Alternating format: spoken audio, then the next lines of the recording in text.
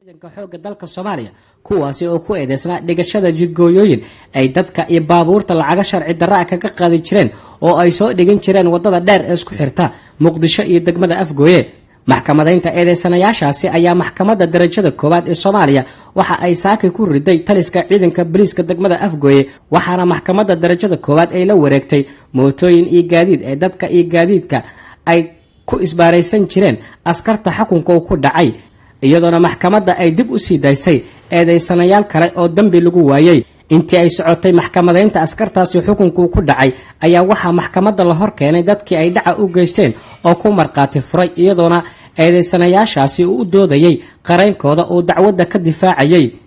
gudoomiyaha maxkamadda darajada koowaad ee ciidamada qalabka sida ee Soomaaliya gaashaale Xasan Cali Nuur Shuute ayaa ku dhawaaqay xukunka min 10 sano oo xabsiga ciidan ah oo ay ku riday maxkamadda 10 askari oo ka tirsan ciidanka xoogga dalka Soomaaliya. sidaas darteed maxkamadda waxa uu cadaatay in eedeysanayaasha kale ah 1 dable xooga Shariif Axmed Maxamuud, 2 dable xooga Cabdullaahi Cali Xasan, 3 dable xooga Cabdullaahi Cusmaan Maxamuud, 4 dable xooga Xasan Maxamuud Gacal, 5 dable xooga Muumin Maxamed Cabdulle, 6 dable xooga Cabdullaahi Xasan Maxamuud, 7 محمد محمود حاشي، 8 بيف مادي أبو، 9 عبد الله محمد معو، 10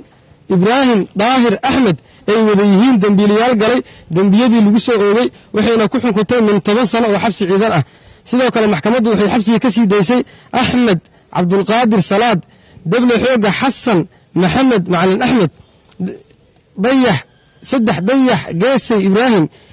waxayna amraysaa in xabsiga si degdeg ah looga sii daayo haddii aan loo haysan dambi kale. dawladdu waxay la wareegtay hubkii ay ku hogaasnaayeen xukunsanayaasha iyo qalabkii ay u soo gateen inay dadweynaha ku dhacaan. ciddii aan ku qanacsanayn xukunka maxkamadda waxa uu furan raacfaan. wabillahi tawfiiq.